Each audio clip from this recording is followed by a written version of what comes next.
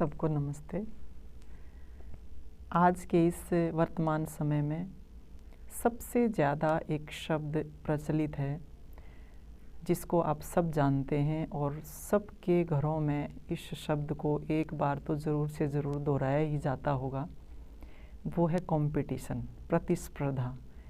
चाहे हम स्टूडेंट की बात करें या नौकरी को लेकर के कोई बात हो, व्यापार से संबंधित कोई भी कार्य हो, दुकानदारी से संबंधित कोई भी बात हो, यानी छोटी से छोटी चीज़ को लेकर के बड़े से बड़े काम तक हर चीज़ के साथ ये शब्द जुड़ा हुआ है कि आज सबसे ज़्यादा कंपटीशन का ज़माना है। कंपटीशन है हर फील्ड में, हर क्षेत्र में आपको आज कंपटीशन दिखाई देता है।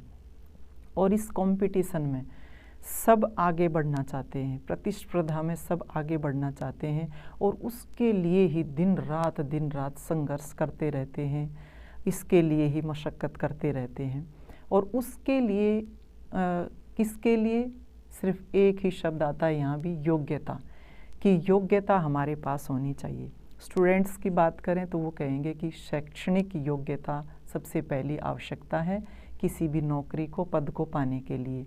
उसके बाद जब वो फॉर्म अप्लाई करते हैं या कंपटीशन एग्ज़ाम की तैयारी करते हैं तो वहाँ भी शैक्षणिक योग्यता बहुत ही आवश्यक है। ठीक इसी प्रकार से और फील्ड में काम करेंगे, वहाँ भी कोई ना कोई योग्यता, टैलेंट, कैलिबर, ये बहुत ज़्यादा ये कॉमन शब्द हैं उस कंपटीशन को लेकर के कि ये सारे होंगे तो हम आगे बढ़ेंगे, सफल होंगे। अब यहाँ पर एक बुद्धि के स्तर पे हम सारी चीज़ों को ले रहे हैं कि भाई दुनिया में जीना है, आगे बढ़ना है, सफल होना है, तो कंपटीशन में आगे बढ़ना होगा, उसमें शामिल होना पड़ेगा। कंपटीशन से बाहर हम हो नहीं सकते। तो ये है कि हम कंपटीशन के साथ रहें, प्रतिस्पर्धा हो, प्रतिस्पर्धा का भाव हो, उसके लिए ज़्यादा से ज़्यादा अपनी योग्यता को विकसित करें, अपनी योग्यता को निखारें।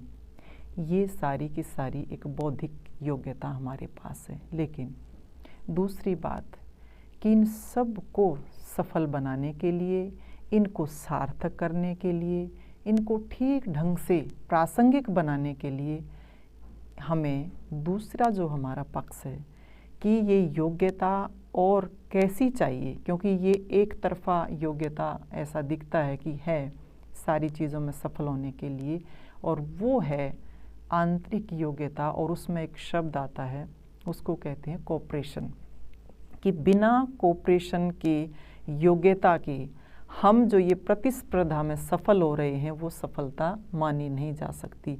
वैसे तो देखने में तो दोनों शब्द बिल्कुल डिफरेंट लगेंगे, आपको अलग अलग लगेंगे, लेकिन जब तक हमारे अंदर एक कोऑपरेशन की योग्यता नहीं होगी, सहयोग का भाव अगर हमारे अंदर नहीं होगा, हम किसी भी कंपटीशन में आगे नहीं बढ़ सकते।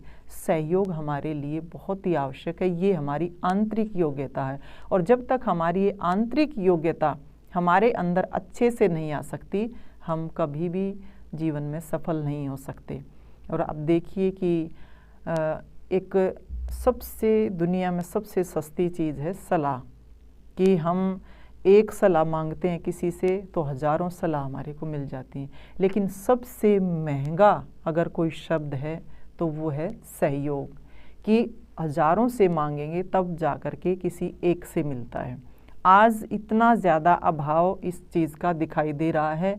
लोग आगे तो बढ़ रहे हैं लेकिन इस सहयोग शब्द को हमने बहुत पीछे छोड़ दिया है, जो हमारी आंतरिक योग्यता के लिए सबसे पहली आवश्यकता है। क्योंकि समाज में रहते हुए अगर हमारे अंदर ये नहीं है तो सब कुछ पा कर के भी हम कुछ भी नहीं पाते। एक बहुत अच्छा उदाहरण इसमें आता है कि जब बच्चे को शिक्षित किया जाता है, दीक्षित किया जाता है, और इसीलिए किया जाता है कि हर स्कूल के सामने एक बात लिखी होती है कि बच्चे को वहाँ एडमिशन दिलवाते हैं। अब जैसे सरकारी स्कूलों में हम देखें तो एक तरफ लिखा होता है शिक्षार्थ आइए और दूसरी तरफ लिखा होता है सेवार्थ जाइए। तो शिक्षा के लिए हम वहाँ जा रहे हैं, लेकिन उसके बाद जब हमारी शिक्षा पूरी हो जाती है उसके बाद सेवा के लिए, कि कोई किसी भी फील्ड में आप जाइए तो हमें समाज की सेवा करनी है। ठीक इसी प्रकार से एक गुरुकुल में बहुत सारे विद्यार्थी पढ़ते थे। दीक्षांत समारोह हुआ, शिक्षा पूरी हुई तो दीक्षांत समारोह हुआ कि अब इनको डिग्रियां मिलेंगी और इसके बाद ये समाज में जा कर के काम करेंगे। लेकिन उससे पहले, डिग्रियां देने से पहले, उस समारोह से पहले उनके जो आचार्य थे उन्होंने एक परीक्षा ली बच्चों की कि भाई एक परीक्षा से आपको और गुजरना है। सभी बच्चे तैयार हो गए। एक गुफा जो है तैयार की गई, उस गुफा को पानी से भरा गया और उसमें बिल्कुल अंधेरा था और बहुत सारे कंकर पत्थर भी उसमें गिरे हुए थे और उनकी जो मिट्टी थी गुफा की वो बहुत चिकनी थी। उन सभी बच्चों को उस गुफा में घुसाया गया। अंधेरा बहुत ज़्यादा था, एक दूसरे को दिखाई नहीं दे रहे थे। दूसरा क्या था कि नीचे जा रहे थे, फिसलन भी बहुत ज़्यादा थी और वो जो चुभन थी उनके पैरों में जो चुभ रहे थे, कंकर पत्थर वो पड़े हुए थे, उनका भी दर्द वो सहन कर रहे थे।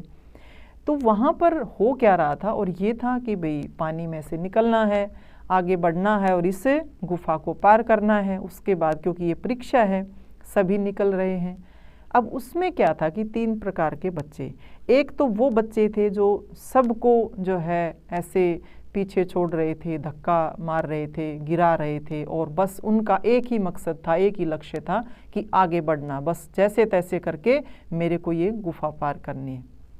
दूसरे प्रकार के बच्चे फिसल भी रहे थे, गिर भी रहे थे, फिर उठ रहे थे, फिर धीरे धीरे धीरे धीरे करके वो सहारा लेकर के दीवारों का और वो अपना पार कर गए।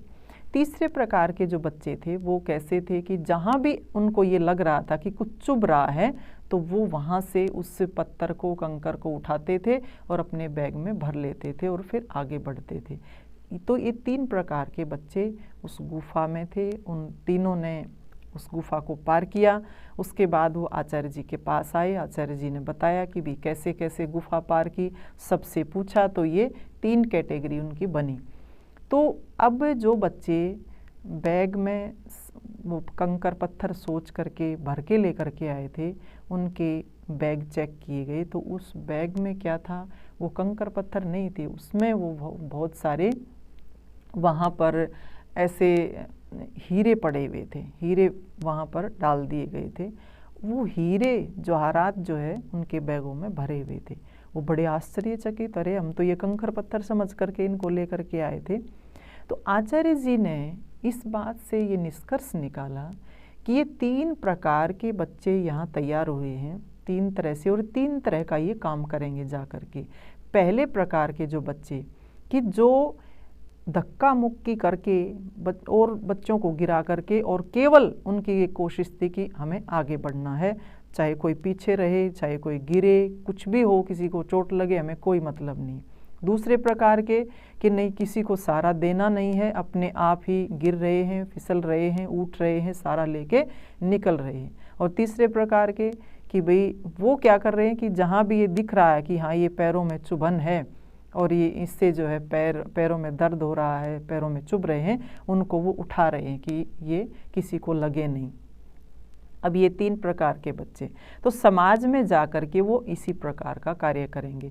तो पहले प्रकार के बच्चे वो हैं, वो जो है तैयार होते हैं, जो समाज में आप देख भी रहे होंगे ऐसे व्यक्ति हैं, चाहे किसी के अधिकार की बात करें या किसी की योग्यता की बात करें, उनको किसी से कोई मतलब नहीं होता। उनकी मजबूरी, उनकी जो एक तरह से लाचारी, उनकी व्यवस्था, उससे किसी की इन बातों से कोई लेना देना नहीं होता। सिर्फ और सिर्फ खुद को ही चमकाने में वो लगे रहते हैं, आगे बढ़ते रहते हैं, औरों के अधिकारों को छीनते रहते हैं, औरों की जेबों पे चाकू चलाते रहते हैं। सिर्फ और सिर्फ अपने आप को सफल करना है, येन केन प्रकार, चाहे रास्ता कोई भी हो, लेकिन अपने आप को आगे बढ़ाना है। दूसरे प्रकार के व्यक्ति जो है वो आपको वो दिखाई देंगे जो तैयार होकर के आते हैं कि उनको किसी से कोई मतलब नहीं होता, चाहे कुछ भी होता रहे, कोई मतलब नहीं है, बस अपने से मतलब रखेंगे और अपना जैसा भी है, ना किसी का सहयोग करेंगे, ना जो है किसी के दुख सुख में काम आएंगे, बस अपनी मस्ती में ही रहते हैं। बस जितना कमाते हैं उतना खा लेते हैं, अपना आराम से रहते हैं, पूरी तरह से अपने जो जीवन में उस तरह का भौतिक चीज़ों में ही ज़्यादा अपने आप को लीन मानते हैं, लीन करते रहते हैं। तीसरे प्रकार के वो लोग हैं जो अपनी उस शिक्षा का बहुत ज़्यादा औरों को भी लाभ देते हैं। यहाँ ये सहयोग की बात आती है कि वो व्यक्ति वो हैं कि जो अपने आप को तो वो सफल करेंगे, लेकिन साथ साथ वो दूसरों को भी साथ लेकर के चलेंगे। ये जो सहयोग का भाव है ये हमारे लिए बहुत ही आवश्यक है। किसी भी परिवार को, समाज को, व्यक्ति को, राष्ट्र को अगर हम आगे बढ़ाना चाहते हैं तो बिना सहयोग के हम कभी भी आगे नहीं बढ़ सकते। कि सभी व्यक्तियों को, समाज के व्यक्तियों को किस प्रकार से रहना चाहिए, चाहे परिवार की बात है, एक व्यक्ति की बात है, समाज की बात है या देश की बात है, कैसे उनको रहना चाहिए। सबसे पहली बात कही है कि हम मिलकर चलो, कि सभी साथ मिलकर चलें और जो है बैठ कर के साथ में बातचीत करें और साथ ही जो है सोचें, साथ मिल कर के ही सोचें। जब ये 3 गुण किसी व्यक्ति के अंदर होंगे कि साथ चलने का भाव उनके अंदर होगा, बैठ कर के संवाद करने का भाव होगा और साथ जो है एक जैसा सोचने का जब भाव होता है, परिवार में ये गुण आ जाता है, परिवार स्वर्ग बन जाता है। समाज में ये गुण आ जाता है, समाज में कोई भी किसी भी प्रकार का वैमनस्य नहीं हो सकता, वहाँ किसी भी प्रकार की संकीर्णता नहीं रह सकती। और जिस देश में ये बात हो तो वो देश पूरी दुनिया पर शासन कर सकता है। तो ये गुण एक व्यक्ति के अंदर आने चाहिए कि वो मिलकर चले और मिलकर बैठ कर के बातचीत करे और मिलकर बैठकर ही सोचे, साथ में ही सोचे। अब आपने जो है सैनिकों की परेड देखी होगी, उस परेड में क्या होता है, कुछ ऐसे उसमें सैनिक होते हैं जो कम शक्तिशाली होते हैं, कुछ ऐसे होते हैं जो ज़्यादा शक्तिशाली होते हैं। अब जो ज़्यादा शक्तिशाली होते हैं वो आगे बढ़ते हैं, जो कम शक्तिशाली हो थोड़ा सा पीछे रहते हैं। लेकिन आप परेड में देखेंगे तो एक साथ सबका पैर उठता है, चाहे कोई कमज़ोर है चाहे कोई ताकतवर है, क्योंकि उनको एक साथ चलना होता है। और उनके ये जो है एकता का प्रतीक है, ये उनके सहयोग के प्रतीक की बात होती है कि जब एक ताकतवर सैनिक पैर को आगे रखेगा तो वो थोड़ा सा अपने ऊपर नियंत्रण करके चलेगा। जो कम शक्तिशाली है, कमज़ोर है, वो क्या करेगा, वो थोड़ा सा और जोर लगाएगा। यानी नियंत्रण और प्रयत्न जब दोनों साथ होकर के चलते हैं तो बहुत बहुत सुंदर एक डेकोरम बन जाता है। और आप देखते होंगे सैनिक इसी प्रकार से चलते हैं, नियंत्रण भी होता है और प्रयत्न भी होता है। जब दोनों साथ मिलते हैं तो कितना सुंदर दृश्य आपको देखने को मिलता है। एक साथ सबके पैर उठते हैं, एक साथ वो चलते हैं। तो इसी तरह से यही बताया है कि जीवन में अगर हमारे अंदर ये आंतरिक योग्यता आ जाए, बौद्धिक योग्यता, आप शैक्षणिक योग्यता आप कितनी भी बढ़ा लें, लेकिन जब तक ये सहयोग की योग्यता हमारे अंदर नहीं होगी, हम किसी भी फील्ड में, किसी भी क्षेत्र में सफल नहीं हो सकते। और हमें जाना कहाँ, हमारी तो मंजिल दूसरी है, जहाँ पर हमारे बॉस बैठे हो, परम पिता परमात्मा, वो ईश्वर जो सबसे ज़्यादा जिनको प्रिय है कि हाँ तुम सब मिल कर के चलो, मिल कर के चलोगे तो आप लोगों के अंदर ये योग्यता आएगी कि आप मेरे निकट आओगे। तो वो योग्यता हमारे लिए बहुत आवश्यक है। तो इन दोनों शब्दों को समझने की आवश्यकता है। प्रतिस्पर्धा और सहयोग दोनों अलग अलग दिखाई देते हैं, लेकिन प्रतिस्पर्धा हमारी इसी रूप में सबसे ज़्यादा होनी चाहिए कि हमारे अंदर सहयोग की योग्यता हो, ज़्यादा से ज़्यादा संगठित होने की योग्यता हो। जब संगठित होने की योग्यता हमारे अंदर आ जाएगी तो वो प्रतिस्पर्धा जो हमारी वो मंजिल है जो हमें ईश्वर तक लेकर के जाती है, जो अध्यात्म तक लेकर के जाती है, अध्यात्म के क्षेत्र में लेकर के जाती है, वो योग्यता सहयोग की योग्यता ही है। वो जिसके जीवन में आ जाएगी, जीवन उसका सार्थक बन जाता है, सफल बन जाता है। किसी भी कोने में निराशा दिखाई नहीं देती है, उत्साह ही उत्साह दिखाई देता है, सफलता ही सफलता उसके कदम चूमती है। ऐसा जीवन बनाने की आवश्यकता है। तो जो कंपटीशन और कोऑपरेशन दोनों को साथ लेकर के चलेंगे ना, तो जीवन देखना आप कितना सुंदर होगा। इन दोनों शब्दों को समझने की आवश्यकता है। केवल इस कंपटीशन शब्द को लेकर के तनावग्रस्त होने की बात नहीं है। उसके लिए हमें अपने आप को योग्य बनाना है। शैक्षणिक योग्यता भी हो, बौद्धिक योग्यता हो, लेकिन साथ में सहयोग की योग्यता नहीं होगी, आगे नहीं बढ़ सकते। तो ये कुछ विचार मैंने आपके सामने रखे हैं। इन्हीं शुभकामनाओं के साथ आप सबका बहुत धन्यवाद। सबको नमस्ते।